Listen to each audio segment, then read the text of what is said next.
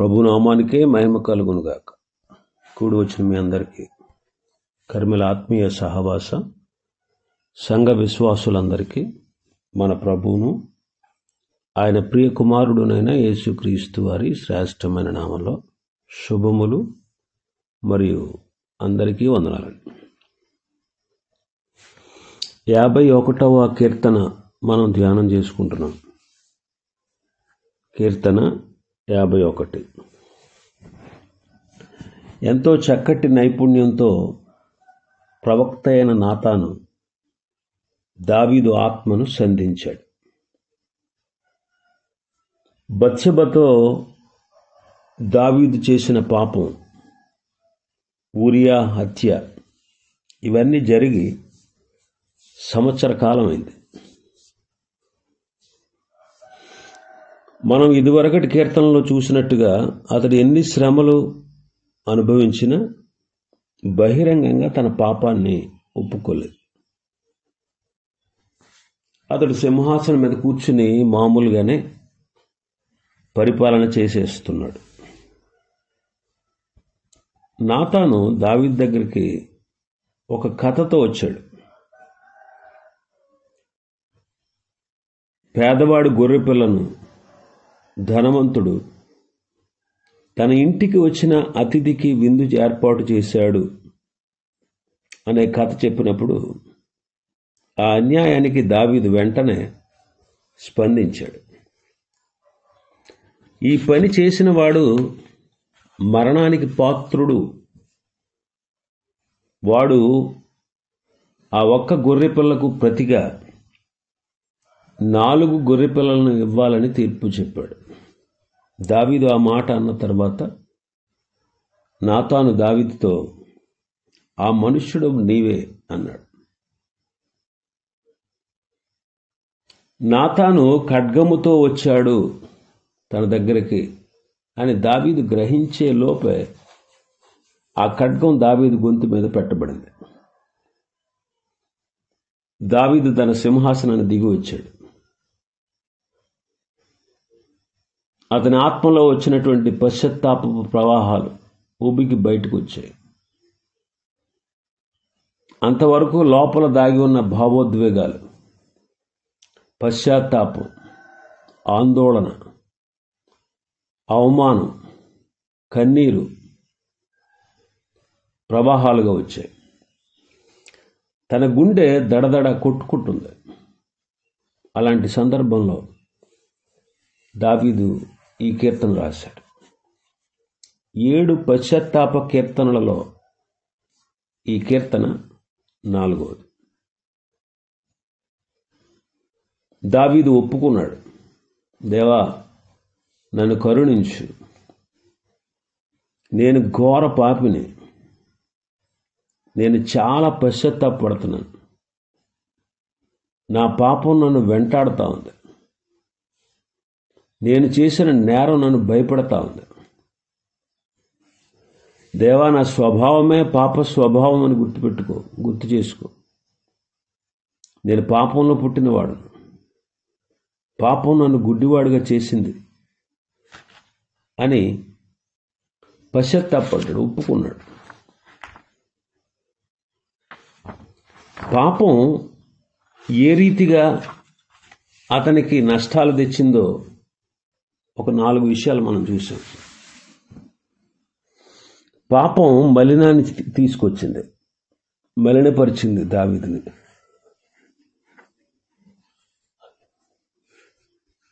అందుకే హిస్సోపుతో నన్ను కడుగు అన్నాడు. పాపము చెవిటితనాన్ని తెచ్చింది.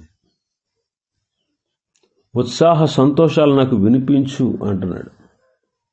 అప్పుడు నీవు విరిచిన ఎముకలు హర్షిస్తాయంట. అంటే దేవుని స్వరము వినబడకుండా దావీదుకు చెవుడొచ్చింది.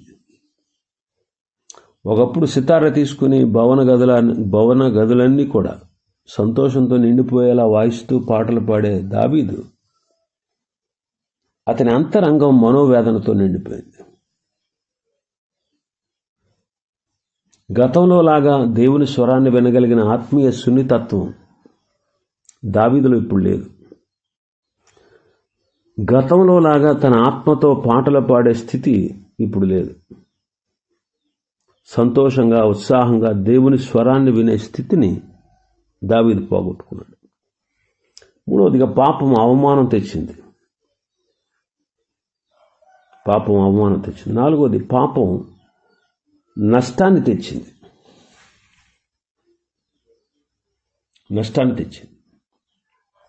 ఇంకా మనం చూస్తే 11వ వచనంలో పాపము తెచ్చిన శిక్ష, నీ సన్నిధిలో నుండి నన్ను త్రోసివేయకుము, నీ పరిశుద్ధాత్మను నా యొద్ద నుండి తీసివేయకుము. దేవుని సన్నిధిలో నుండి త్రోసివేయబడడం అనేది దుష్టులకు విధించబడే శిక్ష. ఆ శిక్ష తనకు వస్తుందేమో అని దావీదు భయపడిపోతున్నాడు.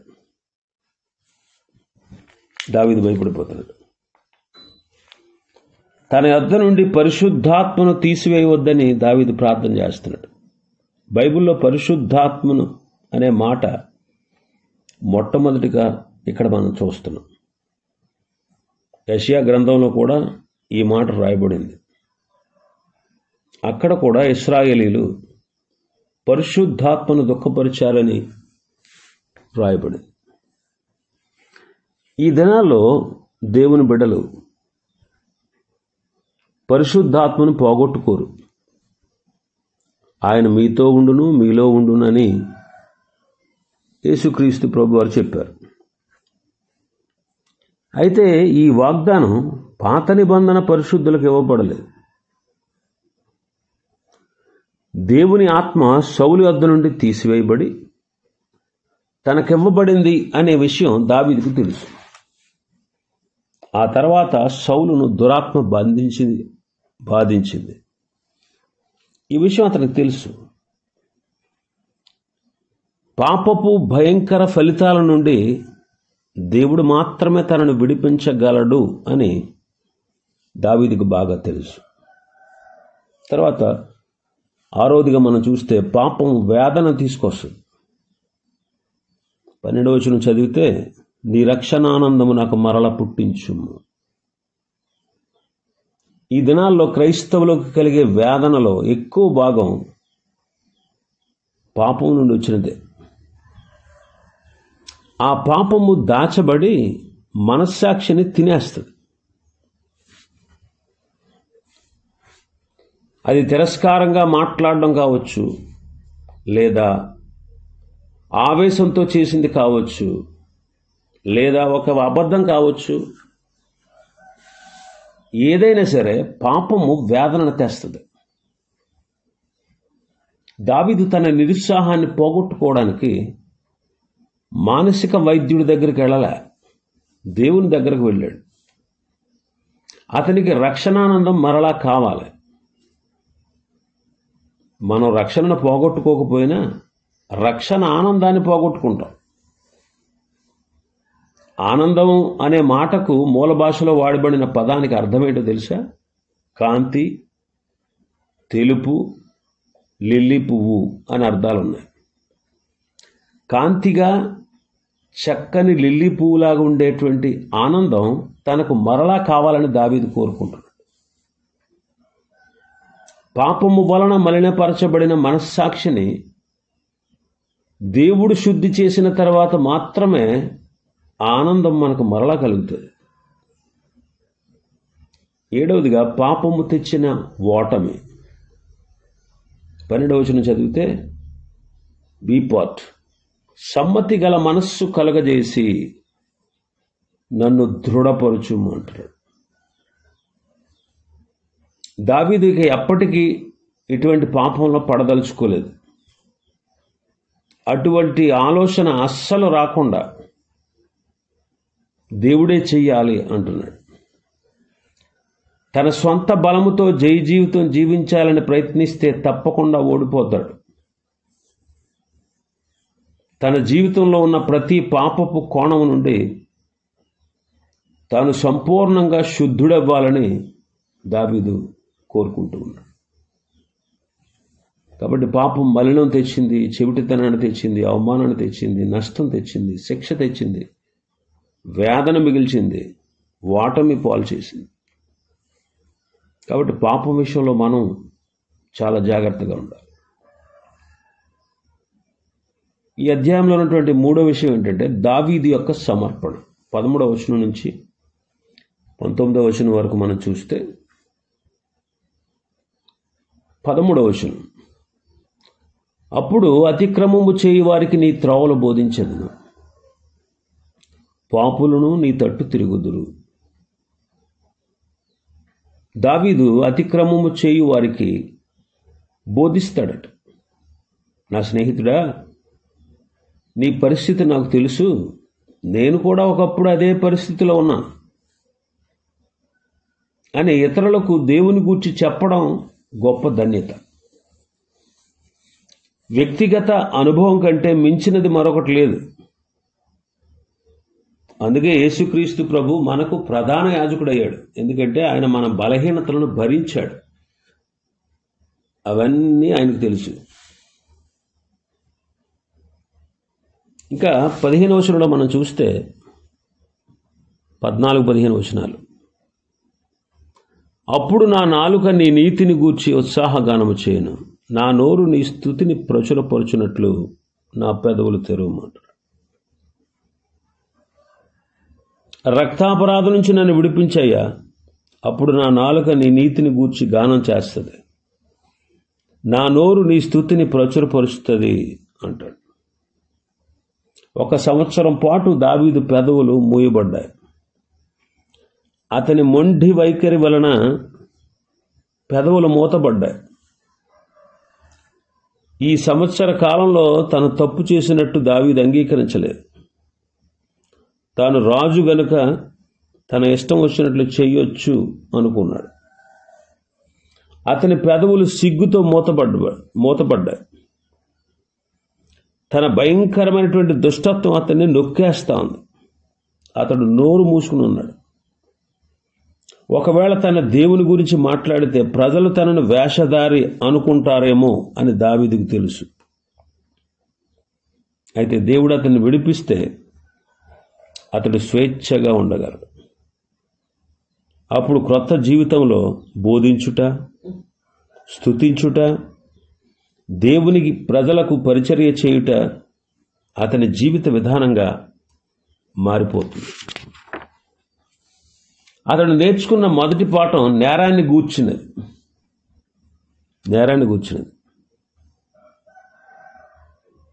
16వ వచనాన్ని మనం చూస్తే, నీవు బలిని కోరువాడవు కావు, కోరిన ఎడల నేను అర్పించుదు, దహన బలి నీకిష్టమైనది కాదు అంటాడు. దావీదు వ్యభిచారం చేశాడు, నరహత్య చేశాడు. ఈ 2 నేరాలే. మోషే ధర్మశాస్త్ర ప్రకారం ఈ రెండింటికి మరణశిక్ష విధించబడాలి.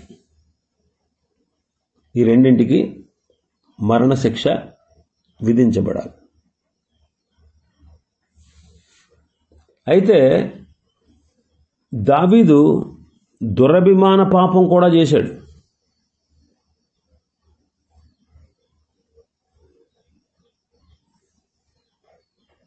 దానికి కూడా ధర్మశాస్త్రంలో మరణశిక్ష విధించబడింది. అంటే దురభిమాన పాపము అంటే మూర్ఖించి చేసిన పాపము అని అర్థం. మూర్ఖంతో మూర్ఖించి. పరిశుద్ధ గ్రంథంలో ఏమనుంటుందంటే ద్వితీయోపదేశకాండంలో, ఎవడైనను మూర్ఖించి నీ దేవుడైన యెహోవాకు పరిచర్య చేయుటకు నిలిచే యాజకుని మాటే గాని న్యాయాధిపతి మాటే గాని విననొల్లని ఎడల వాడు చావవలెను. అట్లు ఆ చెడుతనంను మీరు ఇశ్రాయేలులోంచి పరిహరించాలి అంటాడు. అంటే మూర్ఖించి యాజకుని మాట వినకపోయినా, న్యాయాధిపతి మాట వినకపోయినా వాడు చావగొట్టాలి, వాడు చావాలంటున్నాడు ధర్మశాస్త్ర ప్రకారం. కాబట్టి దావీదు ఎవరికి భయపడలేదు. ధర్మశాస్త్రం తెలుసు అతనికి, ధర్మశాస్త్రానికి భయపడలేదు. ఎవరికి భయపడలేదు. కాబట్టి దురభిమాన పాపం. అయితే దేవత్వాన్ని అర్థం చేసుకోవడంలో దావీదు 1000 సంవత్సరాల ముందున్నాడు.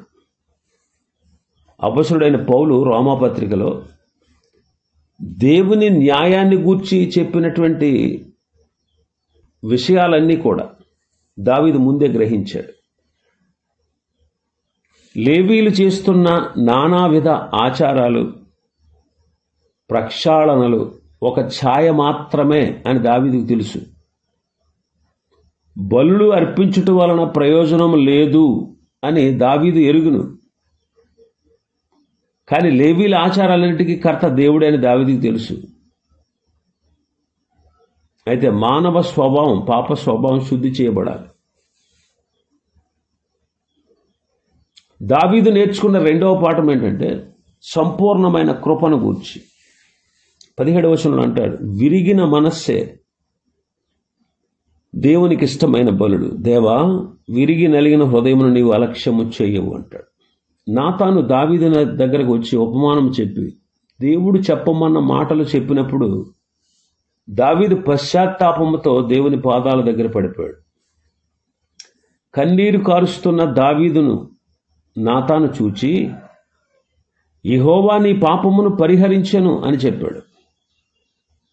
ఇదే సంపూర్ణమైన కృప అంటే.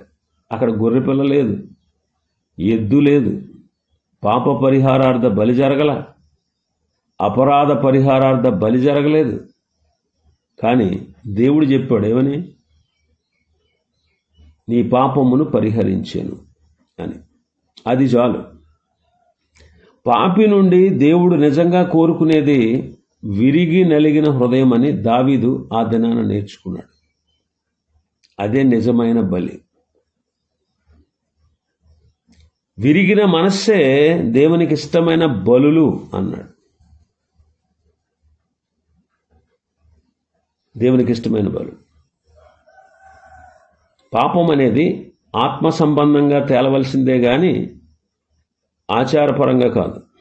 ఈ విషయం దావీదుకు పూర్తిగా ఆ దినాన అర్థమైంది. ఆచరణాత్మకమైన ఈ పాఠాలు దావీదు నేర్చుకుంటున్నాడు. ఇంకా 18-19 వచనాలు మనం చూస్తే అతడు నేర్చుకున్న ప్రవచనాత్మక సత్యం. ఇప్పుడు దావీదు ఇశ్రాయేలీలకు అంత్యదినాల్లో జరగబోతున్న దానిని చూస్తున్నాడు. 1000 ఏండ్ల పాలనలో యెరూషలేము పునఃస్థాపించబడుట చూస్తున్నాడు. నీ కటాక్షము చొప్పున సియోనుకు మేలు చేయుము, యెరూషలేము యొక్క గోడలను కట్టించుము. విమర్శకులు దీనిలో ఆత్మీయ దృక్పథాన్ని చూడకుండా ఈ చివరి 2 వచనాలు ఈ కీర్తనకు సంబంధించినవి కావు అంటున్నారు. వారి దృష్టిలో ఈ 2 వచనాలు ఇశ్రాయేలీలు చెర నుండి తిరిగి వచ్చిన తర్వాత వారి అవసరతకు తగినట్టుగా ఈ 2 వచనాలు కలపబడ్డాయి అంటున్నారు. విమర్శకులు ప్రవచనాలను నమ్మరు. అయితే విశ్వాసం ప్రవచనాన్ని గ్రహిస్తారు. ఇప్పుడు దావీదు ఆత్మదృష్టిలో అంత్యదినాల్లో ఇశ్రాయేలు వారు పశ్చాత్తాపపడడాన్ని చూస్తున్నాడు. 1000 ఏండ్ల పాలనా యుగము పునఃస్థాపించబడి యెరూషలేమును నిర్మించుట చూస్తున్నాడు. 1000 ఏండ్ల పరిపాలనా యుగాన్ని చూస్తున్నాడు. దావీదు దినాల్లో యెరూషలేము గోడలు కేవలం భద్రతను సూచిస్తున్నాయి. అయితే పశ్చాత్తాపపడి దేవుని తట్టు తిరిగేటువంటి ఇశ్రాయేలులకి దేవుడే శాశ్వతమైనటువంటి భద్రత. దేవుడే శాశ్వతమైన భద్రత. కాబట్టి దావీదు బలి అర్పణలను ఒక నూతన కోణంలో చూస్తున్నాడు. అప్పుడు నీతియుక్తమైన బలులను, దహన బలులను, సర్వాంగ హోమములను నీకు అంగీకృతములగును అంటున్నాడు. అప్పుడు జనులు నీ బలిపీఠం మీద కోడెలను అర్పిస్తారు అంటున్నాడు. 1000 ఏండ్ల పరిపాలనలో లేవీలు అర్పించే బలులు రక్షణ కొరకు కాదు, అది కల్వరిలో జరిగిపోయింది. మరి ఇప్పుడు అర్పించబోయే బలులు కేవలం జ్ఞాపకార్థంగా మాత్రమే ఉంటాయి. ఇప్పుడు మనం ప్రభురాత్రి భోజన సంస్కారాన్ని, యేసుక్రీస్తు ప్రభు యొక్క మరణాన్ని, పునరుత్థానానికి జ్ఞాపకార్థంగా ఎలా ఆచరిస్తున్నామో అలాగే వారు కూడా చేస్తారు. కల్వరిలో యేసుక్రీస్తు ప్రభు వారు చెల్లించిన ఆ గొప్ప వెల, ఆయన విమోచించిన వారు ఎప్పటికీ మర్చిపోకూడదు. మన కోసం ఆయన గొప్ప వెల చెల్లించాడు కల్వరిలో, మన పాపాల కోసం, మనల్ని రక్షించడం కోసం. ఆయన చేత విమోచింపబడినటువంటి మనం ఎప్పుడు కూడా ఆయన త్యాగాన్ని, ఆయన చేసినటువంటి గొప్ప బలిదానాన్ని మనం ఎప్పుడు మర్చిపోకూడదు. అయితే ఆ దినాల్లో వారు అర్పించబోయే బలులు ప్రాయశ్చిత్తం కొరకు కాదు, కానీ సాదృశ్యం కొరకే, అంటే క్రీస్తు మన కోసం బలి అయిపోయాడు అనేటువంటి సాదృశ్యం కొరకే వారు అర్పిస్తారు. ఇవి ఈ అధ్యాయంలో ఉన్నటువంటి విషయాలు. ప్రభు చిత్తమైతే మరొక అధ్యాయాన్ని రేపటి దినం మనం ప్రారంభించుకుందాం. దేవుడు ఈ వర్తమాన వాక్యాన్ని మన వెనుకడిలో ఆశీర్వదించునుగాక. ఆమేన్.